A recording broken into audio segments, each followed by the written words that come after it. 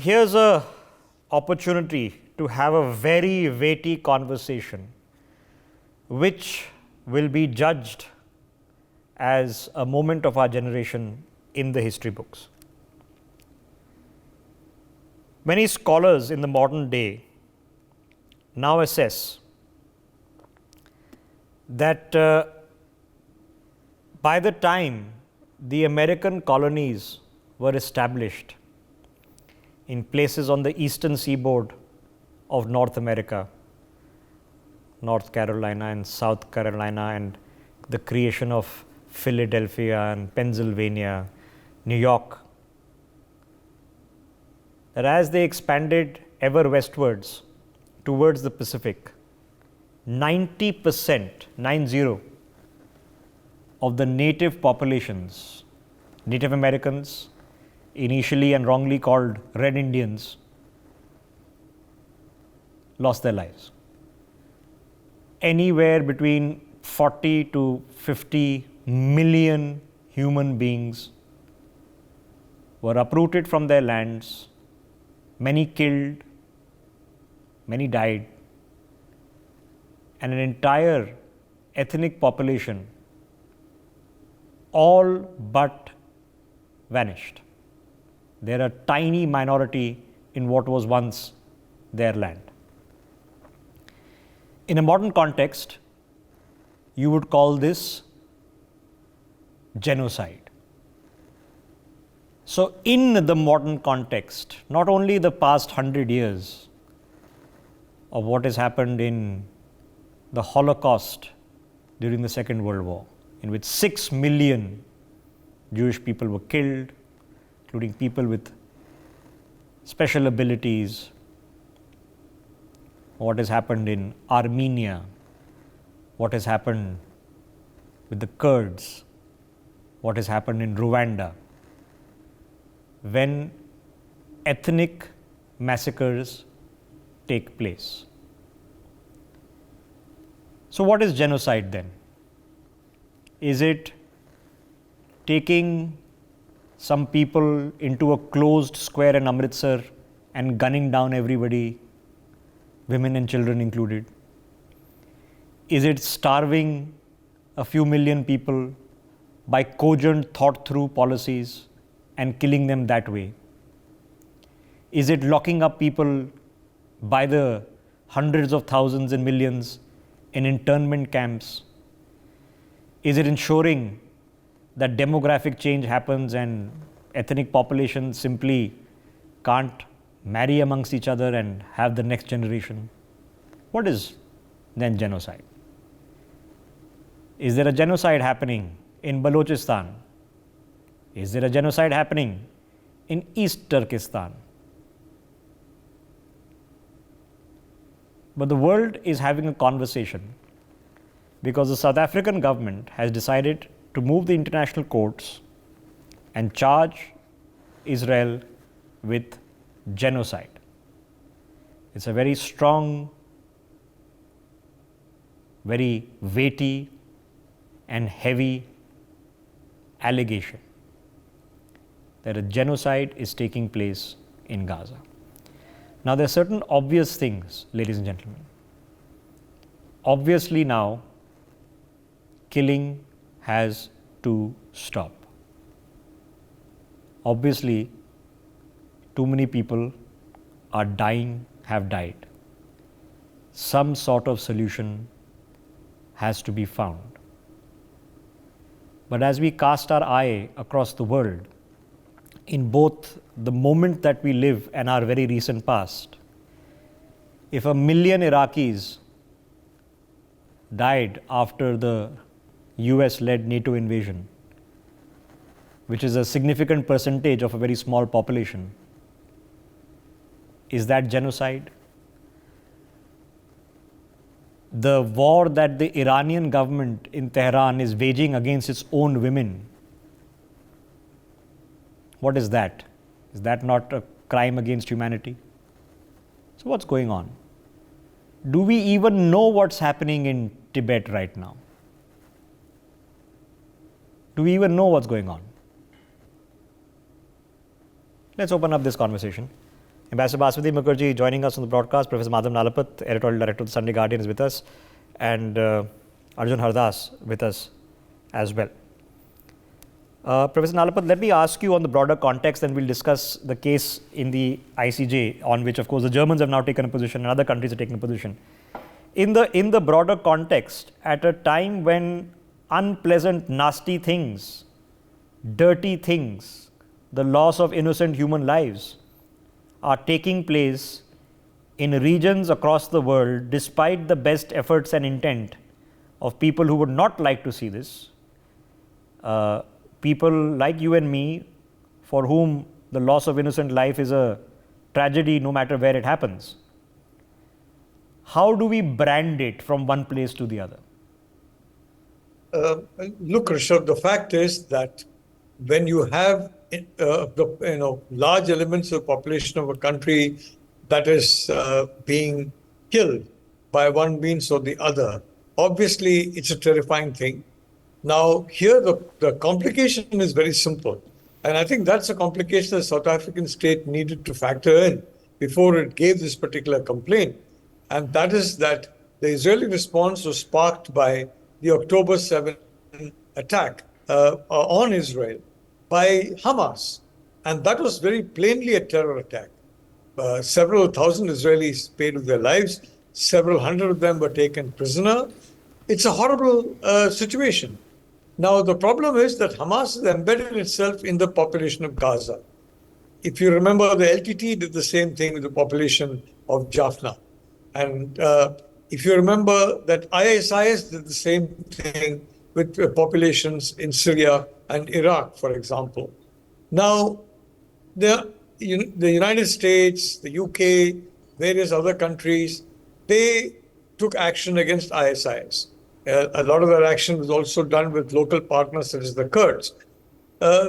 And that involved, because of the fact that the ISIS elements were embedded in the local population, that involved the flattening of cities and villages in Iraq, in Syria, in other places, absolutely flattening villages. And there was immense loss of life to innocent civilians.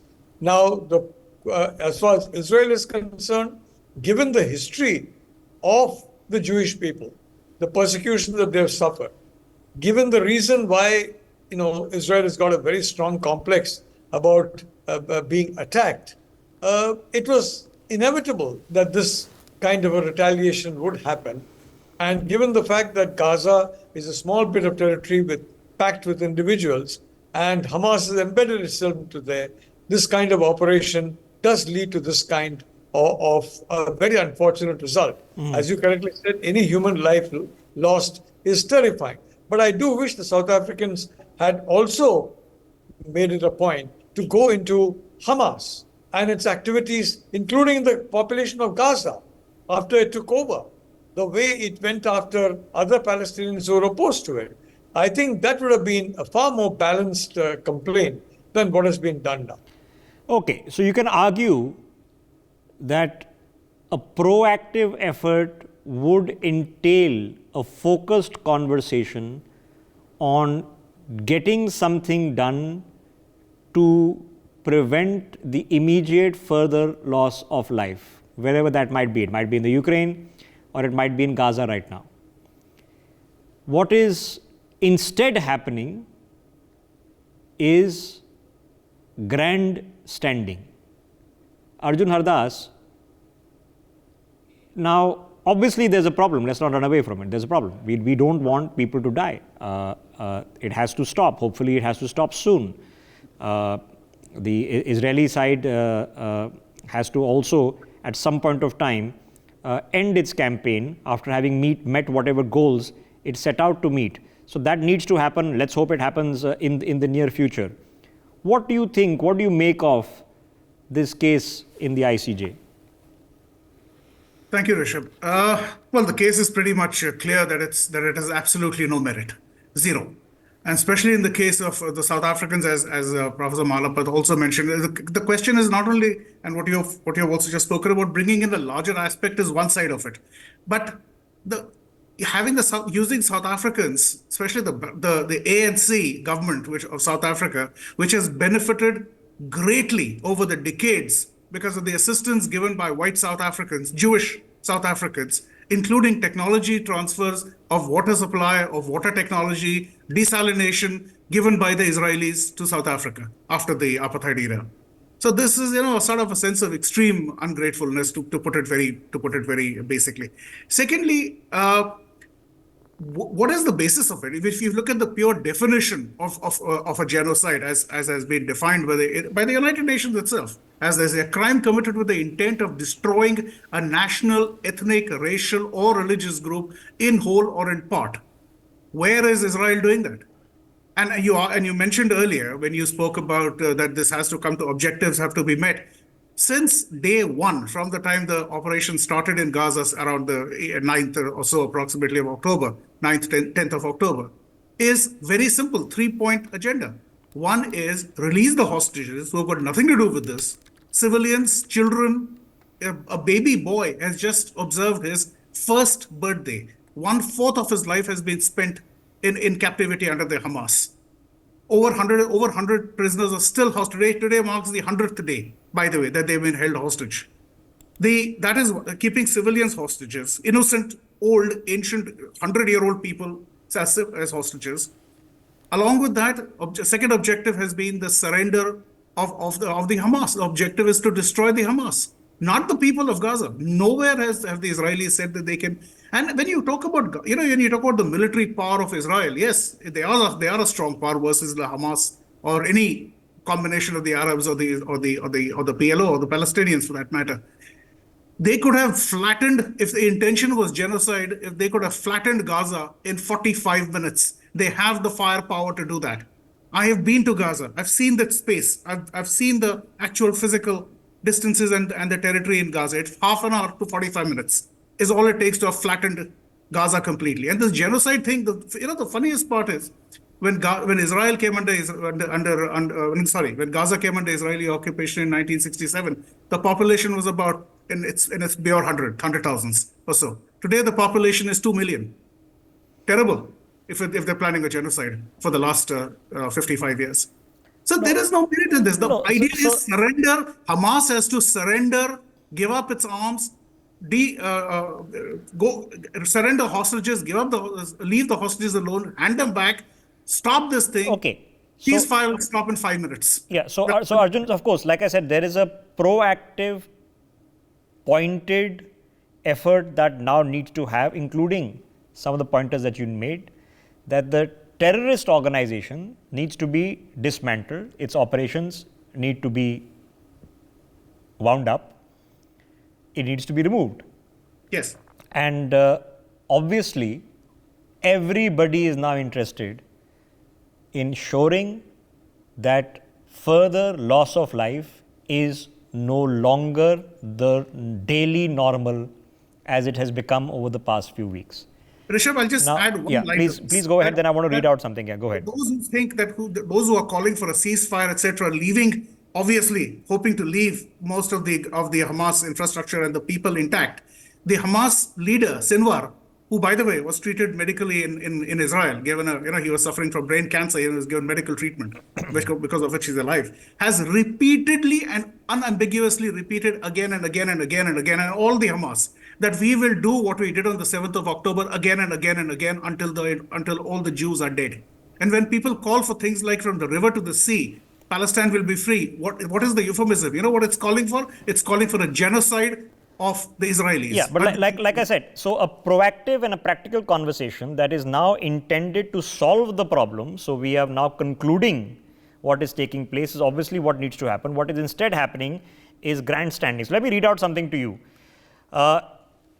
Beginning in 2014, the Chinese government under the administration of Chinese Communist Party General Secretary Xi Jinping incarcerated more than an estimated 1 million Turkic Muslims without any legal process in internment camps. Operations of 2016 to 2021 were led by Xinjiang CCP Secretary Shen Guangguo.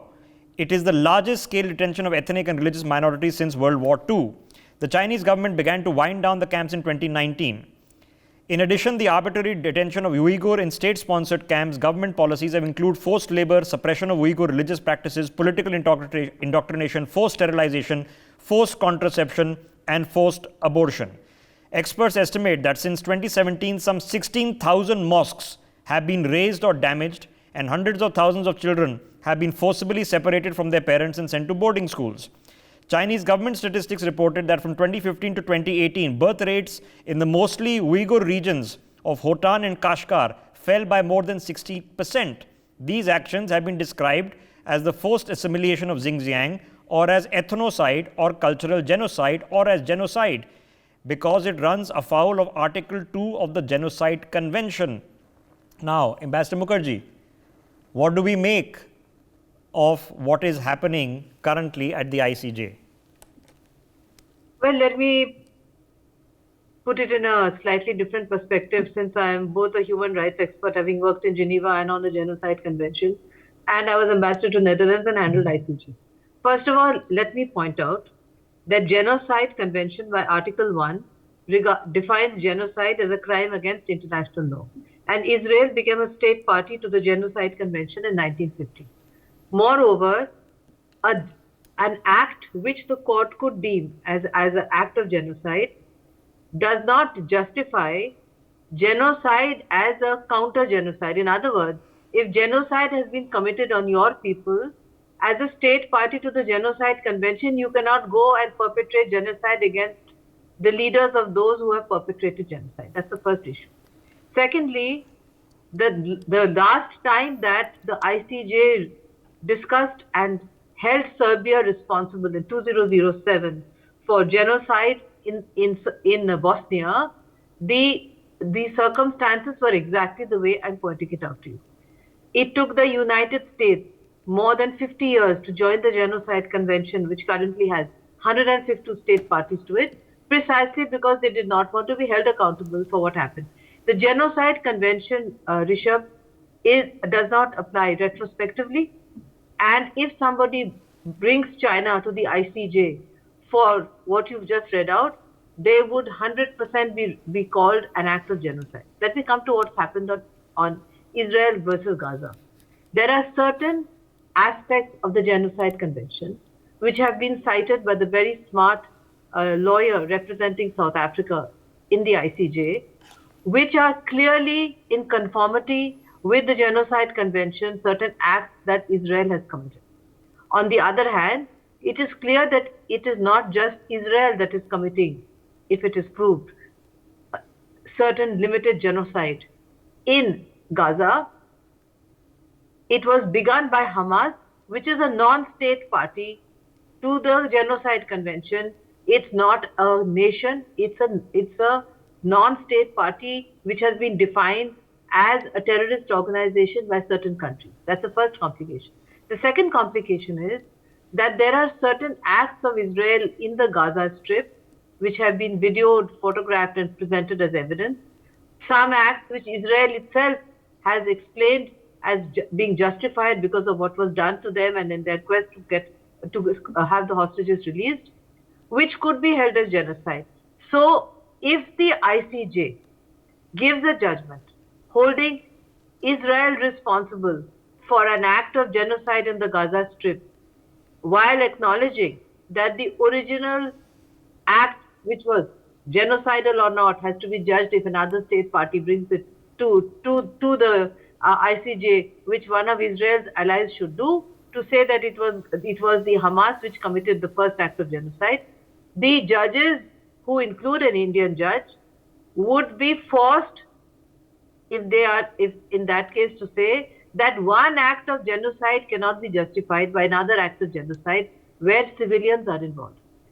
I would therefore say that the moment is opportune for parties to step in and broker a ceasefire with immediate effect, even if it leaves the Hamas infrastructure and leadership partially intact, because it is very well known that in these situations which have been cited, it's a hydra-headed monster. You cut off one head and three heads will grow. When the Palestinians talk of having a Palestinian state stretching from ocean to ocean, it must also not be forgotten that they too were settled in this ancient land, and both sides have to learn to live in peace and amity on a land from which both were driven in biblical times, driven out. And then Israel was brought back, and today you have Germany, which committed genocide under the Holocaust on the Jews, assisting Israel in the case brought by South Africa. There are many issues here, Rishabh, which needs to be deeply probed. I am of the view that the court may not perhaps uphold a full charge of genocide against Israel, because the number of people killed is far short of the number of people Serbia killed in Bosnia. But they could find a limited judgment, and let's face it, Rishabh, if the ICJ, which today is the only functional global body which is regarded as an impartial body, unlike the Security Council, which is deadlocked, it is going to be highly damaging to Israel, to international public opinion, and to those countries in the Middle East who are trying to have a normal relationship with Israel. If a genocide case is established, it will push back the peace process. Okay, all right. So it's brinkmanship at the highest levels. Professor Nalapat now, so in the pragmatic reality, in the hope that a conclusion can be drawn to prevent further loss of life, how does this case help or assist in that, or does it in fact make that possibility more complicated because now the stakes have been raised? Rishabh, the Prime Minister Modi has called for a humanitarian pause in the fighting. He has called for that quite some time ago. But I would like to say that in my view, the IDF is unlikely to stop until it has completely demolished the military wing of Hamas. Now, for example, yes, you can say, that is a difficult task. It happened to the LTTE. It happened to ISIS. Today you have ISIS elements, that's true. You have a few elements that are still nostalgic about LTT, but overall, the backbone of these organizations has been broken. So the fact is that in this situation, if the military wing of Hamas survives, it basically will be a fillip to all those who believe that radicalism pays. Whereas if what happened to ISIS, what happened to LTT happens also to Hamas, then that will be the contrary factor. And in my point of view, that will dampen the move towards radicalism. If radicalism is shown to be counterproductive, if radicalism is shown to create unimaginable suffering among civilian population, and frankly, what the people of Gaza are suffering through no fault of their own is horrific, thanks to their being ruled by Hamas and Hamas's terror act. But the reality of the situation very simply is, Rishabh, that if Hamas continues as an organization, unlike, for example, ISIS and LTT, both of which were almost completely destroyed, well, that is going to give a big fillip to extremism. So from that point of view, I don't see that the Netanyahu government is going to stop. ICJ or no ICJ, they're going to keep going forward. And the last point, a lot of, you talk about Fallujah, for example. You forget about going back in the past, like, the Vietnam War, now even the bombing of Serbia. A lot of Serbians died during the NATO bombing of Serbia. It's not only the Bosnians who died, it is Serbians also died in the NATO bombing. So you can have a very long list of very violent kinetic actions that were carried out. And this is if this is a precedent, then all kinds of cases are going to be brought before ICJ, maybe several dozen. And the judges are going to have a very, if I may say so, very busy trying to sort through all of this. Yes, because I mentioned as we speak, I've just read out the current state of affairs in East Turkestan. I can read out the state of affairs in Balochistan as well. We know what is happening to women in Iran. It's rather unpleasant to say it in the most tedious of terms. Something horrific is taking place. And the scale of what it is taking place, we don't know. Like I said, we simply have no idea what is taking place in Tibet as we speak. So you have the South Africans for intents and purposes best known unto themselves, and I'm not going to allude that they have done it on the behest of the Chinese, but to intents and purposes best known to themselves, have now taken it to a point of brinkmanship where the gloves are off.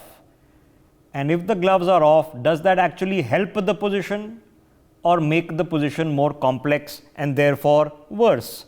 Now, from experience, Arjun, both not only the government of Israel, but Israelis, when cornered or hounded or an effort to globally now hound both the government and the people of Israel, how do you think they're going to respond?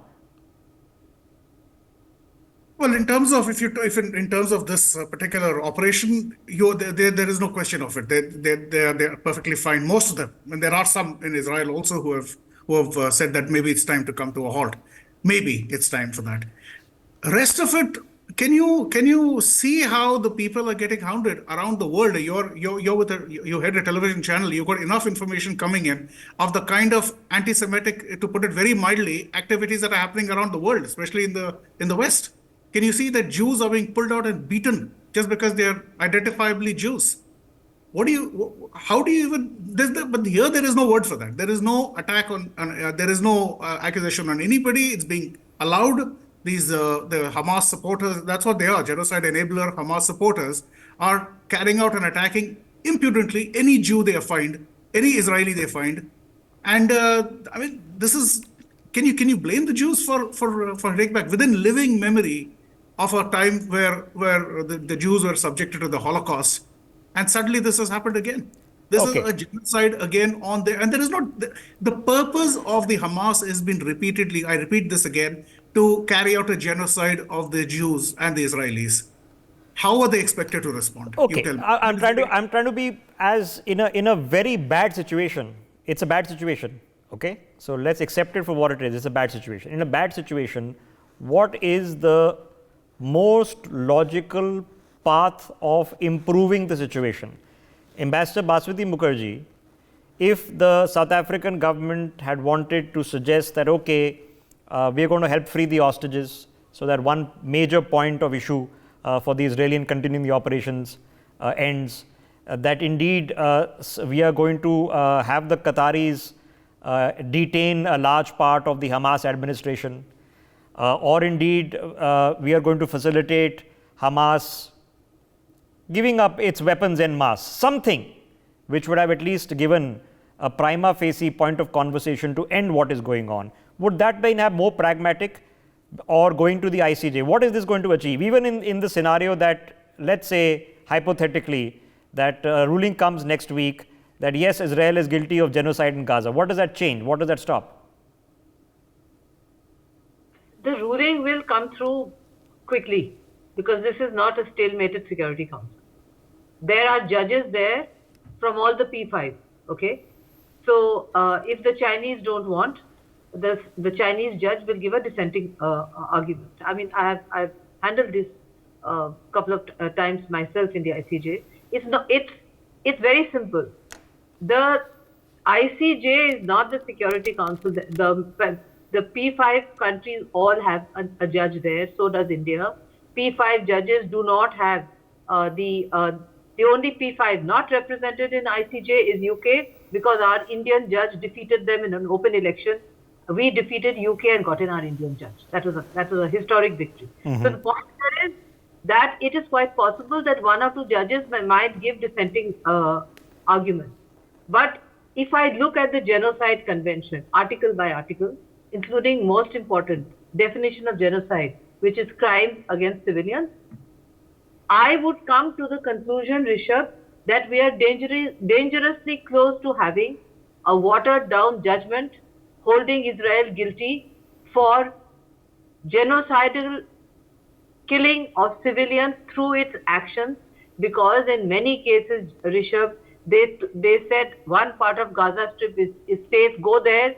By the time the Palestinian civilians reached there, they were bombed and they came out of it. Then the UN has pronounced that the Gaza Strip today is unlivable for civilians because there is no food, no medicine, nothing. If you're talking about Israeli babies, there are 140 pregnant women, Palestinian women, in the most horrific conditions in Gaza. So I'm afraid that it is important for us to understand that this is an issue which has two very strong polemical aspects, one from Israel's perspective and one from the Palestinian perspective. It is not a perspective in which, in my perspective, we should get mixed up in, because there are very strong views on both sides, Yeah. and we have very close ties with Israel, but we also are dependent on many of the Arab states for the current position of importance, geopolitical No. importance we enjoy. No. So therefore, So- I would say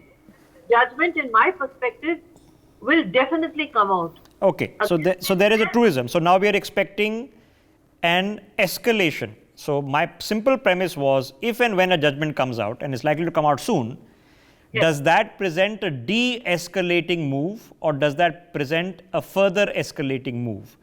I don't know whether Israel is going to say, all right, now that the ICJ has ruled, therefore, oops, and thank you very much, or whether they will feel further cornered and hounded by the international community. It could play out in many ways. I don't see how exactly this solves the problem.